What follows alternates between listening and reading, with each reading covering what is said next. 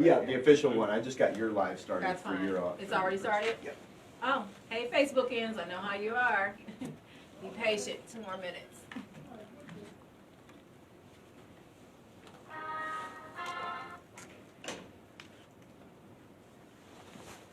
Everyone's phone's on vibrator. Oh, yeah.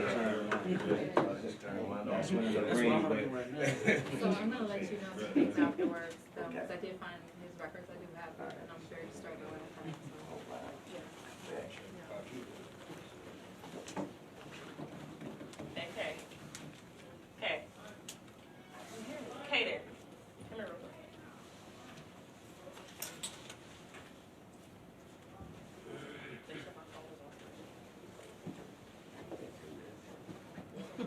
I want to make sure it's on the I side. never do a list. This is the actual mandamus and the records that was filed. And this is, you know, I had to slam this down.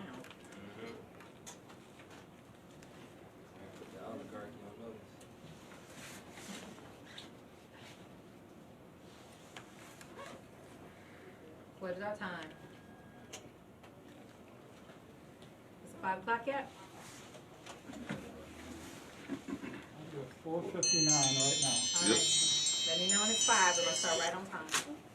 Oh. I got all this cool music behind me, and everybody phone on vibrate. Okay. Solid. You turned your watch on too. Because we know it's good.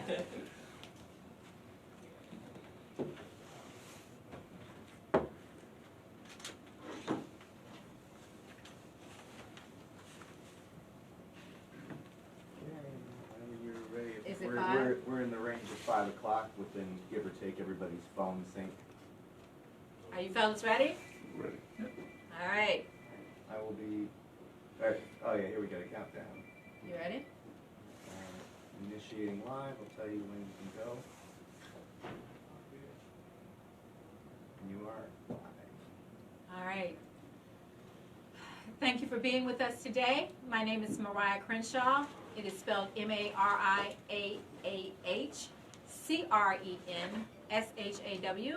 I am the lead researcher and analyst for the organization Chasing Justice, LLC.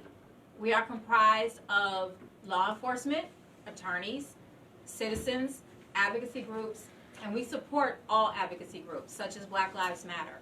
We want to thank you for allowing us to use your office today for this press conference, and we want to tell you how much we appreciate your support and ongoing voice in our communities looking for justice.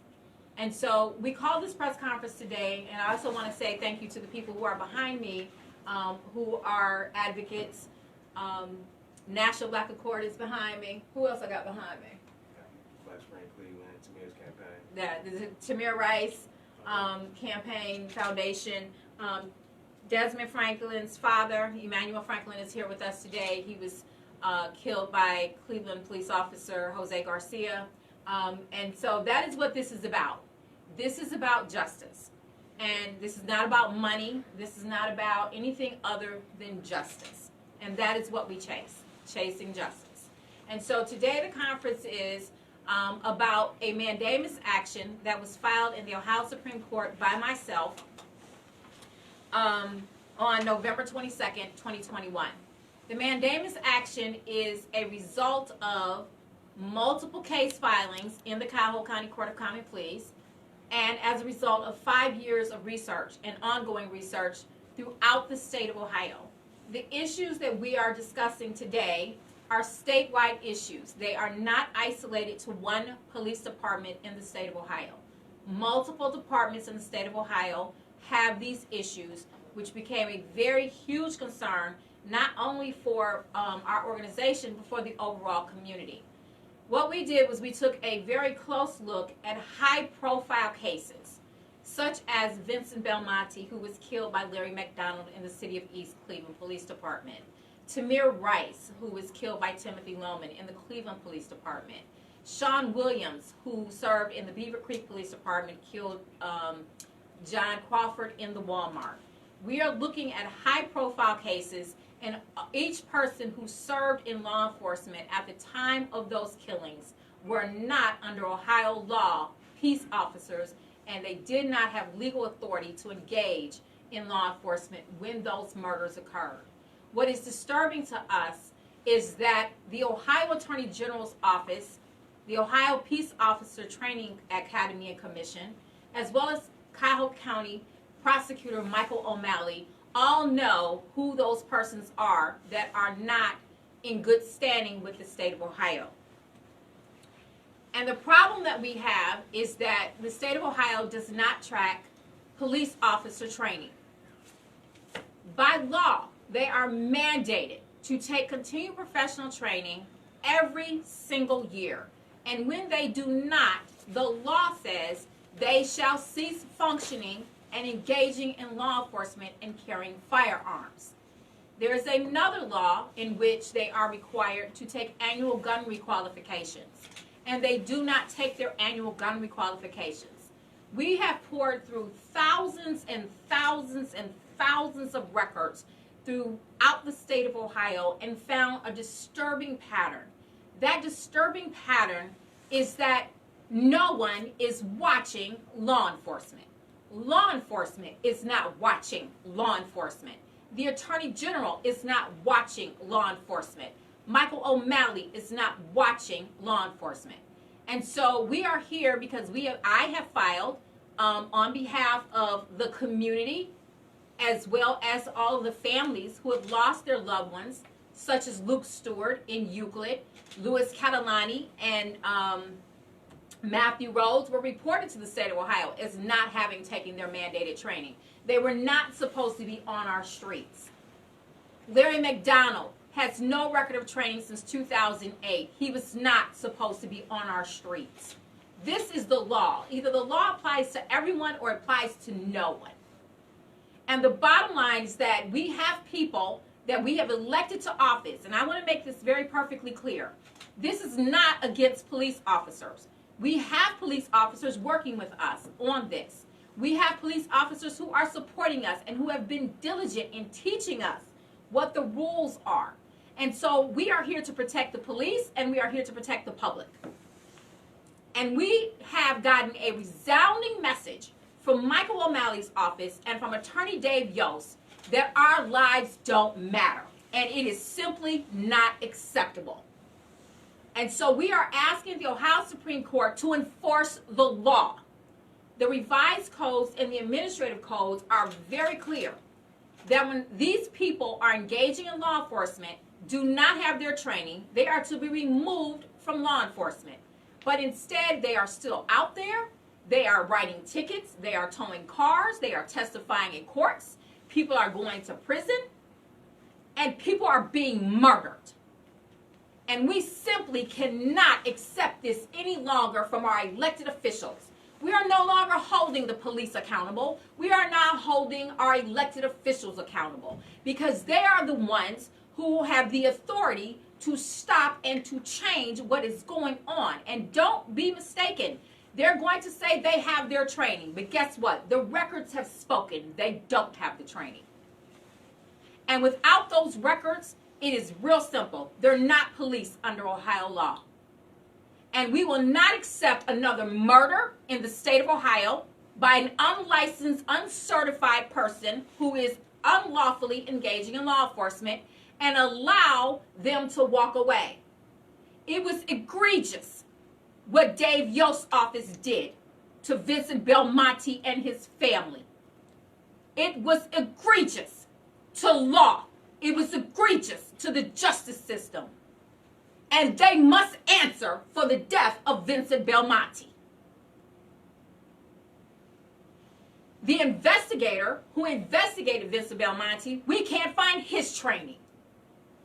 So you have people who have no training, are investigating high-profile cases, and determining that the people who killed them were justified. This is common sense. It is not acceptable.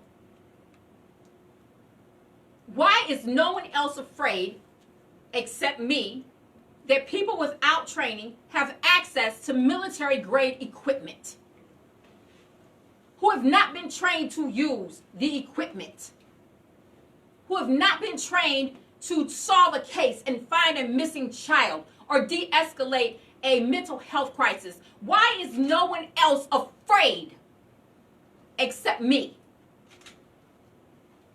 So this message is to Dave Yost and to Michael O'Malley, who, by the way, I voted for, but I did not vote for your nonsense. It is not acceptable that mothers are burying their sons.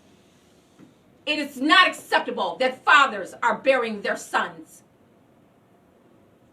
And we are tired. And so you wanted to hear from the black community. We are here. Look around me. We are here, and this is our voice, and this is where we stand. We elected you to office, Republican and Democrat. We elected you to office to do a job, and that was to protect the safety of peace officers and to protect the safety of the citizens who come in contact with those peace officers. And since I filed in the Cuyahoga County Court of Common Pleas 3 years ago, filing an injunction to remove certain persons who were unlawfully engaging in the city of East Cleveland as law enforcement. People have died, hundreds of thousands of dollars in taxpayer funds, in car crashes and property damages. And why Mike O'Malley and Dave Yost thinks this is acceptable, it is sickening. You must answer to the people who you have been elected to serve, and we are those people. We are asking the Supreme Court to enforce the law. The law says if they don't have their training, they shall not engage and function in law enforcement. And the word shall is not something that is debatable. It is mandatory in law. There's no getting around it. And so what you will find in the Mandamus action is that this is a statewide issue. That even when agencies tell the state they have not taken the training, they don't remove those officers. And so we are asking the Supreme Court to require O'Malley and Yost remove those persons who have been identified on agency rosters as not having the training. And for those who have killed our sons and our daughters must be prosecuted to the fullest extent of the law, because they are not police under Ohio law, and we will not support anyone who has not taken their training. Because that's the law. And either it applies to them and not just us, or it doesn't apply at all.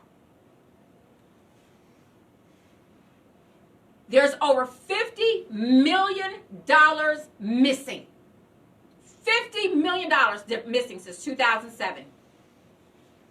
Between the Office of OPATA and the disbursement of reimbursement funding to agencies throughout the state of Ohio, it is not acceptable for $50 million in taxpayer funds and casino funds to be missing and to throw your hands up and say, well, we don't know what happened to it. That's not acceptable. You sent the money to the agencies and they did not take the training. And no one at OPATA felt they needed to look and see. Not one audit, not one determination, except the one I did when I did a forensic review, and it was confirmed by former Executive Director Mary Davis, who then in turn, she also did an audit of the East Cleveland Police Department and found they had not taken their training. We have judges sitting on the bench who have sealed the evidence that must be removed. Patrick Gallagher in Euclid dismissed what we provided to him. Dr. Montgomery and I provided the affidavits, and he defied the law. And Louis Catalani and Matthew Rhodes are still out there.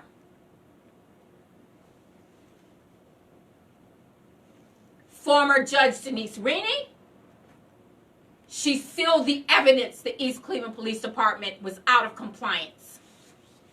We have judges who are saying, so what? They didn't take the training. This is not acceptable. And in January of 2022, our organization will be passing out petitions throughout the city and the county to have those judges removed from their seats.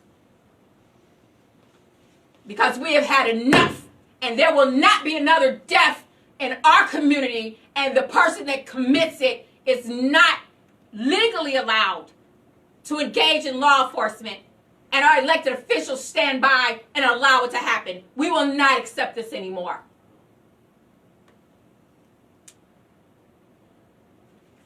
And for the record, my family has paid the price. They shot my daughter and they framed my grandson because I have been a voice in this movement. And so my message to Mr. O'Malley and to Dave Yost, I have been directly affected by your negligence, and it will not be accepted. This community has lost our children. And we will not accept what is going on any longer in this community. We demand justice. We demand it in any and every form that justice can take itself. And if you, as an elected official, cannot protect the citizens and the peace officers that we have tasked in our communities to protect us, then you need to resign and get out, because we don't need you. I cry every time I turn on the news and I see another child has been lost. And then I cry harder when I see our elected officials let them walk away with it. This is the only state in the country that is stuck in 1960. A black life, a white life, a Korean life, no matter what life it is, it's all valuable. And this, what we are doing, we want to protect the lives of the men and women who are compliant. The first 300 departments, that we examined, only 5 agencies met and exceeded the requirements of engaging in law enforcement. And our organization sent those agencies certificates thanking them. 5 out of 300. We thank them for their diligence in making sure that their department was up to date and up to par, and making sure that their officers were providing complete safety to their communities. 5 out of 300. Allegedly, we have 900 police departments in the state of Ohio. That is 1/3. It is not acceptable anymore. This community has cried its last tear, Mr. Yost and Mr. O'Malley. We demand justice for Vincent.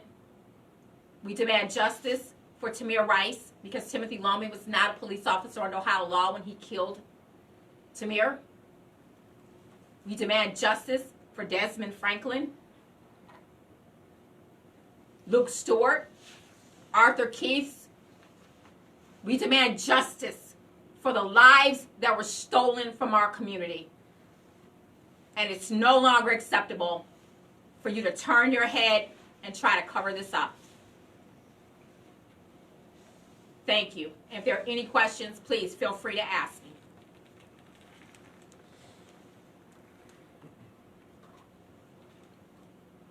Yeah, I had one. First, I'm Matt Richmond from IdeaStream. Hi, Matt. Hi.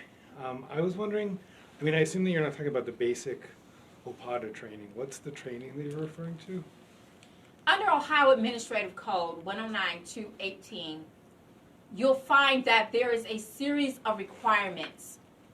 Every year, peace officers are required to take specific mandated critical areas of training. Missing children, de-escalation and health crisis, domestic violence. There are multiple areas in which they are mandated by law to take.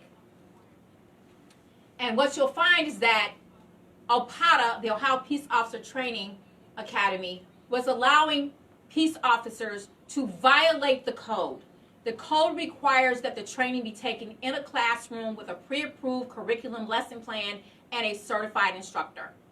And so OPATA was allowing officers to take training online, and the training is only 3 minutes per class, and giving them 1 hour of credit. We have the records. We will be glad to send them to anyone who requests them. We have the records. We have the transcripts. And so agencies would send in an Excel spreadsheet with a yes or a no next to each person's name in a column stating that yes, they took the training. And the attestation sheet says in section 3 that they attest that the training was taken in a classroom other than online. I want to make myself clear. Everybody got that, right? Other than online. Because that is the requirement. Betty Montgomery, who has the dissenting opinion, wrote that they can use all the technology they want, but it must be done in a classroom with a certified instructor. I'll provide that to you as well. In fact, it's actually in the mandamus section. And so what we found is that because no one was watching the police, they were taking 3 minutes of training online, and the state was saying, oh, he's compliant. What can I learn in 3 minutes? I can't even remember your name in 3 minutes after I met you. The police have been policing themselves for too long without any oversight. People are dead. Certification officer Courtney DeLong must be held accountable for her dereliction in her duties. We are demanding for her arrest and her prosecution as well, because it was her job to make sure that Timothy Loman took a refresher course and got a reinstatement letter. She failed that job. She has consistently said the East Cleveland Police Department is compliant, and she has no record to support the East Cleveland Police have ever taken training, and I have all of their records from every agency that any of them ever held an appointment at. I stand on what I've said because I have 5 years of research to support what I'm saying. We have people operating in law enforcement that are a danger to those people who are compliant with their training. They are a danger to the community, and they are a danger to themselves. And if the situation had been reversed and Vincent Belmonte had killed Larry McDonald, I would still hold Yost and O'Malley accountable because they did not remove them 3 years ago when they were notified they were not peace officers under Ohio law. This is the law, people.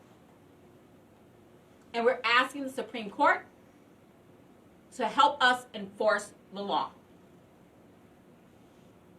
Any other questions? Yes. Sorry if I missed this and you're busy. Did you speak to what you've uncovered with regards to the funding and where the funding comes from OPATA and how they're releasing that now? Okay. So under the funding that's been released in the past, it was coming from casino funds, as well as other grants where different, corporations were giving money to the state for the training. And so what we found is that, they're not taking the training, but they were receiving the funding. And so every agency was required by law to create a general account for specifically just those funds. And they did not do that. And so there's no way to track this money at the local levels because no one created an account specifically for the continued professional training funds. So we don't know what they did with the funds. We don't know where the funds went to. We have no idea. One agency that did create the fund spent the money on ammunition. And so recently, I believe it was in June or July of this year, legislation was passed requiring that before any disbursements were to go out, that invoices had to be submitted to OPATA for the reimbursement funding. And so recently, Dwight Holcomb, in an open meeting, said that they're going to release the funds in February to every department, $15 million that Dave Yost was able to get our legislature to give him. They're going to disperse another $15 million in February to agencies who are already not compliant with their mandated training. Why is this acceptable? It's not. It's not acceptable. Money and lives lost, it's not acceptable from our elected officials. And I have to ask, why don't they care? What is the problem? The funding was provided, and I have no problem with it. But here's the problem I do have, so that everyone can understand this. We pay for everything when it comes to law enforcement. We pay for their training, their health care, property damages, wrongful deaths. And we pay for them to take the training so they can serve our communities. But they're not taking the training.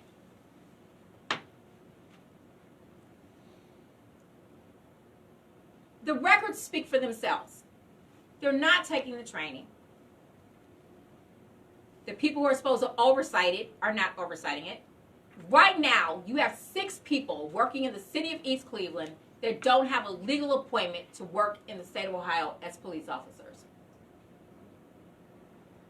I audit records. I look at their records. I look at their incident reports. I match them up with the state records. What I'm doing doesn't really take a lot of effort to do at the state level. So why isn't the state doing it?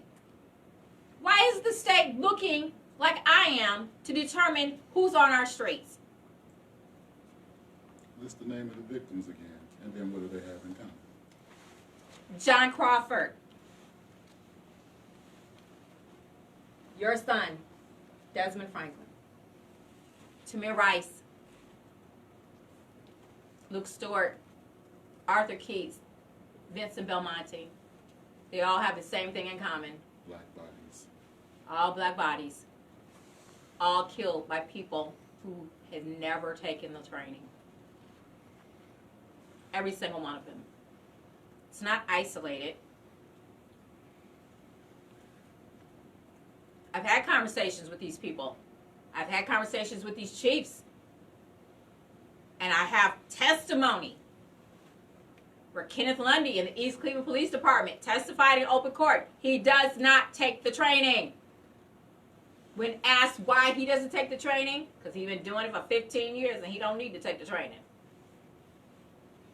Joseph Marche in East Cleveland, 5 cease function letters in his jacket, no reinstatement letter, still operating in the city of East Cleveland. And fellas, if you get mad at somebody, don't get mad at my family again. Come after me. Because you're a bunch of punks. You're a bunch of cowards. And I'm not scared of you.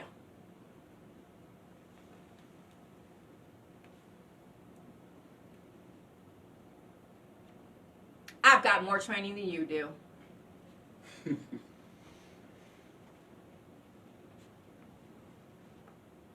So understand, we are not accepting this anymore from our elected officials. You let them kill us with impunity. You let them walk away like our lives mean nothing. You let them shoot my daughter. You let them frame my grandson. And you sent me a message. You told me to back off. Well, guess what? My DNA don't work like that. You poked the bear, and the cage was open. And you're not alone. I'm not by myself, as you can see.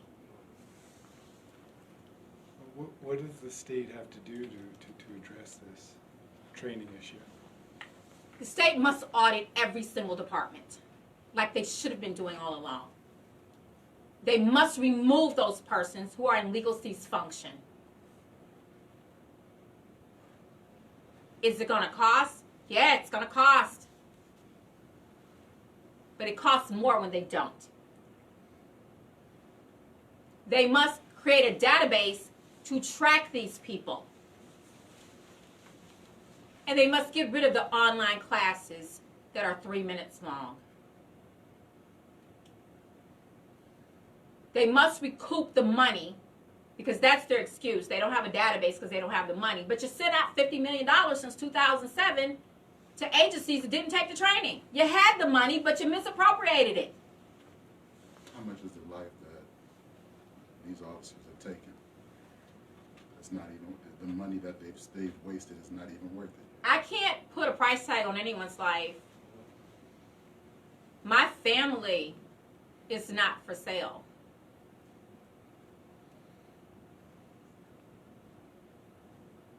I asked Richard McMonigal, who serves as an appointed jurist, to remove these people, and he has refused to remove them. He has done everything in his power to not allow this case to move forward. Special docket case is 1-800-77854, 077857, and 077858. Special docket cases. Go look at the docket and see what he's done. He's done everything he can to protect bad actors, and Vincent is dead.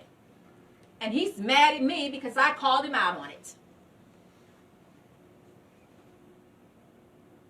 I don't have the patience, the time, the energy, the strength anymore. I weep with these mothers and these fathers because I am a mother. And I have children and I have grandchildren, and I fight for them. I fight for this community. And it's no longer acceptable, Mr. Yost and Mr. O'Malley. The black community voted you in, Mr. O'Malley. It's time we rectify that. Based on your research, how long has this non-compliance been going on? Since the very beginning when the legislation passed in 2007. And that's something that was unknown. The legislation passed in 2007. I spoke to many people in the legal community and asked, did they know about this? And they said no. It was like the best kept secret. Have you ever heard of legal cease function? No. They didn't start hearing about it until I started talking about it and telling them. And I started learning what it meant. And so I have years of experience and background in doing research and taxes and bookkeeping and accounting. And so those skills paid off, because what I did was I went and I looked for everyone's records and I lined them up. And I looked at them and I said, whoa, hold on. Where's the 1 hour of domestic violence? Do you want to know what's even more disturbing? The state does not certify people in those specific critical areas of mandated training. They don't certify them. No one knows how to teach domestic violence or missing children. So they're not certifying them. So how are they supposed to meet the mandates? In Euclid, Mitch Hauser had a long conversation with him. He thinks because they didn't ask for reimbursement funding, they didn't have to take the training. And so when he taught 20 hours of training per the records, all they did was firearm training, because that is the only thing Mitch Hauser is certified to teach, is certified in firearms. It's not acceptable anymore. The cat is out the bag. I've snitched. Call it what you want to. But we are no longer accepting this, and we demand justice. We want those people removed from our streets. We want them prosecuted to the fullest extent of the law, because they are not policed under Ohio law. Their records say they're not. And it's no longer acceptable. Any other questions? So what was your name? Just Dr. Richard Montgomery. gotcha. And what's got your role with? I am part of Chasing Justice. I'm the lead researcher for the Euclid. Got it. Okay, gotcha. Just as you had chimed in a couple times, I wanted to make sure we had your name. Understood. Thank you. Any questions from our lawyers? Nothing? I think you've said it all. We're gonna bury our heads in some paperwork here. Oh, the laws she already cited there. I mean, it's very clear cut. Go to the Ohio Revised Codes. You'll see number of hours required. You'll see the reimbursement measures, and there is no maybe or should. It is must, will, have to, and they're just simply not. The part of the motive for me is I'm an African American man, and I don't think that it's really American for me to have to worry about getting in my car and wondering whether I'll survive to get back home to my family.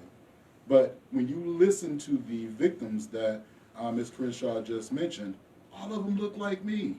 I might be a little older, but I'm equally intimidating as this black guy, and I shouldn't have to wonder, particularly since I live in Euclid, where the majority of the department is out of compliance.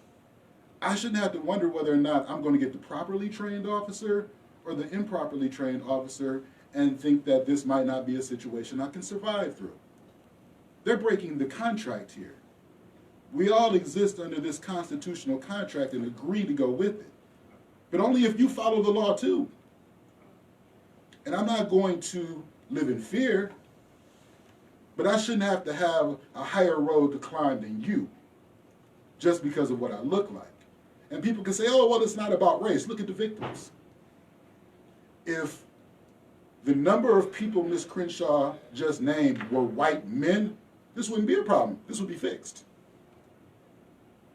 But the victims to many of these political voices don't matter. So there's been no fire. There's been no urgency while people are dying. Can you imagine being part of the sorority of mothers who've lost children? There's like a literal sorority across this nation where mothers have prematurely lost their children, not just from the streets and the gangs, but from police officers. And there's no such thing as justice. We can hold Matthew Rhodes accountable for the death of Luke Stewart, but that don't bring back Luke Stewart.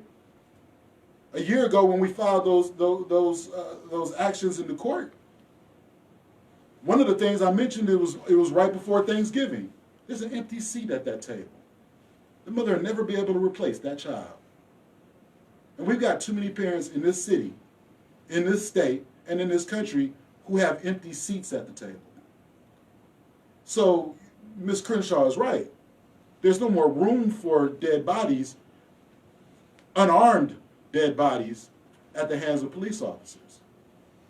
So there's, well, or whatever they want to call themselves, because I don't think you also get the right to call yourself a police officer when you don't have the proper training. It's like a medical doctor not getting his CEUs. He can't go in and do surgery if he don't get those every year. And police officers are the least educated with the most power. Citizens come in contact with police officers more than any other city department. And these are the least educated people with the most power over life and death. And we see what happens when, because the thing you have to also talk about is when you name all of those victims, the correlation here is all of those officers were people out of compliance.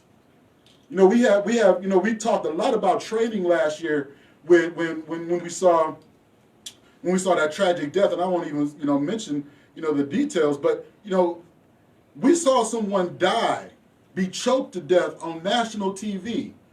And we couldn't come to any conclusions about what to do except Republican or Democrat. Training was one thing we could agree on. Republican or Democrat, you live in a state where that's not being done.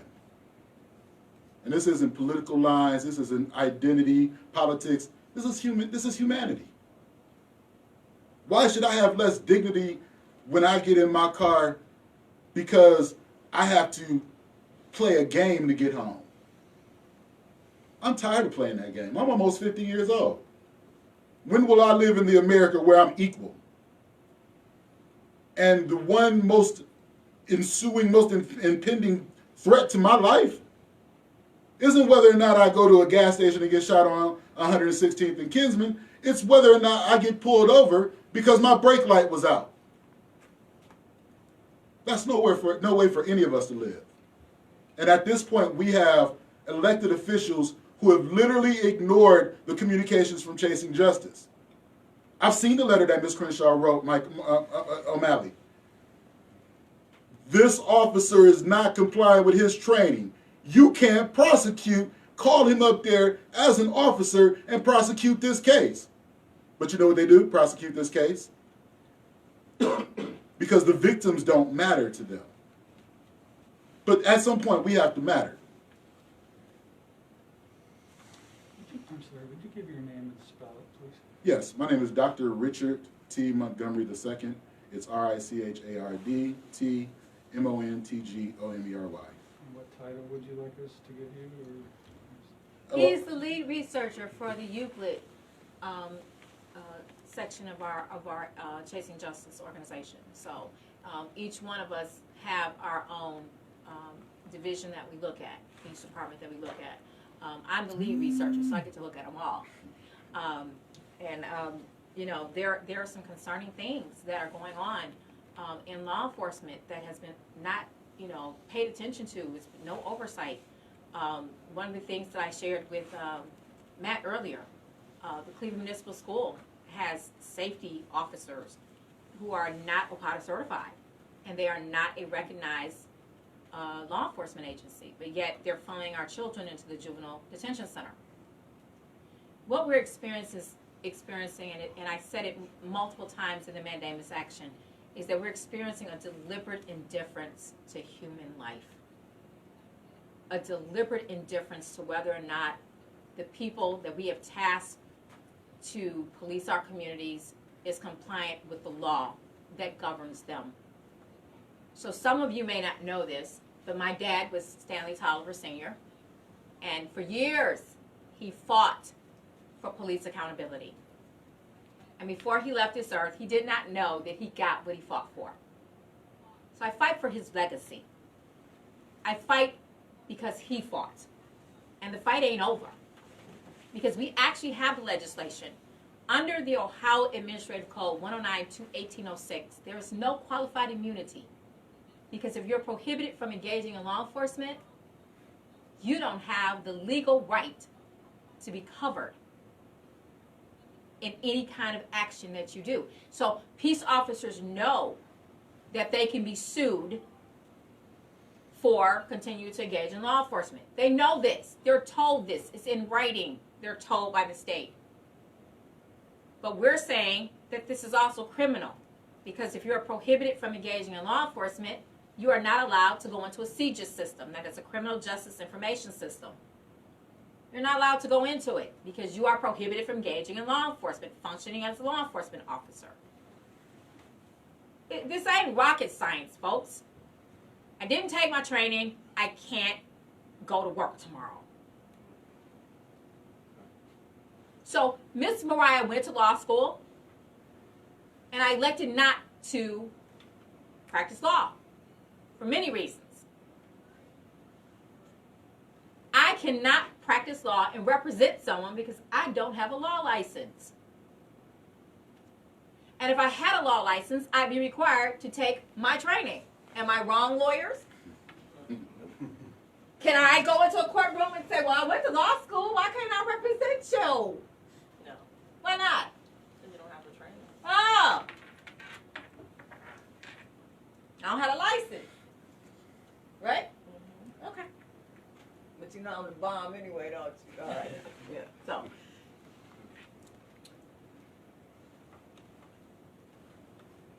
Thank you. thank you. Thank you. Any other questions back there, Matt? You good? Did I hit Actually, every yeah, I base? did. I have only, it's kind of it's a boring question. No, it's not. No question is boring. I used to be a teacher, and I used to tell my students, no question is a stupid question Okay. except the one that's not asked. I appreciate that. Go So ahead. when you said that 300, that you audited 300 departments, you found 5 in compliance. Correct. What do you mean by out of compliance? Is that they have one officer who hasn't done all the training? No. Or is it a department-wide thing? So the departments that we found that had gone above and beyond their training, they actually trained their peace officers to be firefighters and paramedics as well as to be police officers. And so we found that those departments were above and beyond to make sure. And we don't see cases coming out of there. And I want to say it was Orange Police Department. Off the top of my head, I believe Orange was one of those departments. But we don't see high-profile cases coming out of Orange Police Department for a reason. And so you have a lot of chiefs of police who did not graduate high school. So they're probably in their 40s, 50s now, and they didn't graduate high school, and they got in before the laws changed, where, you know, they didn't have to have a high school diploma. They could just go to basic training and become police officers. And so what you have now is you have people who have no experience.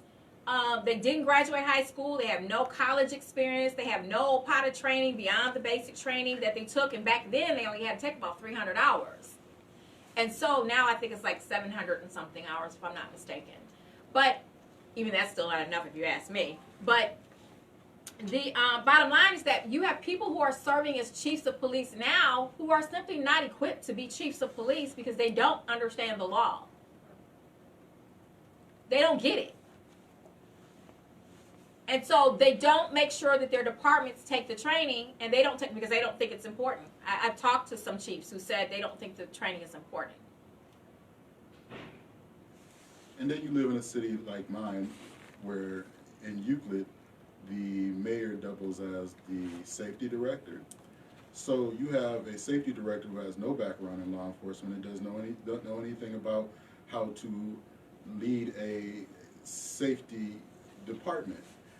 And she's relying on a person who has very little background and no training himself. So what you find is in these smaller suburbs where you see these departments that are non-compliant, they become so dysfunctional because there's virtually nobody who has training to provide the kind of leadership that provides the kind of safety that we expect. This is not against police officers, and I'm going to say that again. This is for them. This is for them. We've got to protect them. If we're going to send them out into our communities, we owe them the best in training. We owe them the best. There are departments that don't even have fax machines or scanners. You know, if they don't have that, they don't have money for training. So we want to protect the lives of everyone. At the end of the day, Chasing Justice wants to be the bridge between Black Lives Matters and, God help us, Blue Lives Matters. You know, which I hate really saying that. But we need to be that bridge because we actually have more in common than we have not in common. We want them to be protected when they go out in our streets. We want to make sure that they're safe and that they have the right equipment and the right training to do the job we've asked them to do. But when you see a deliberate indifference from Michael O'Malley and Dave Yost, that's concerning. And so we can't afford it anymore.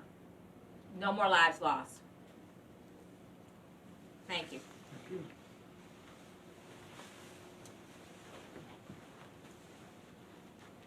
Well said.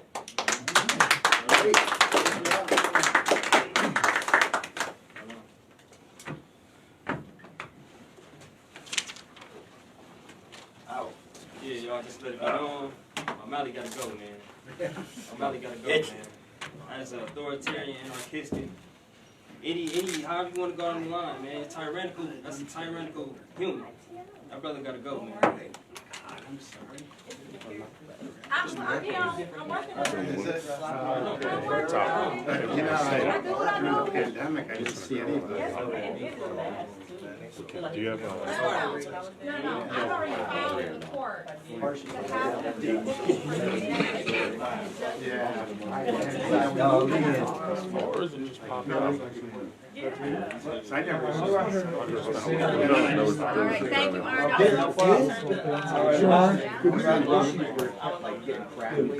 I know.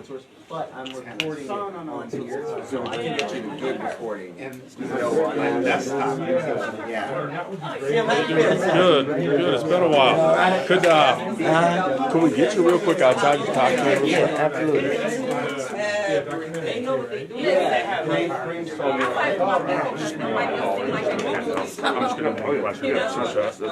can't do this anymore. I can't keep turning on the TV and seeing this. And they have to be held accountable. And now the people that's letting them do it, they got to be held accountable. People know that. And people move on it, you know what I mean? And we make it relevant to the people, you know what I mean? We're resistant to them. How you doing? Right. Hanging in there, huh? These are figures. Yeah? It doesn't get easier.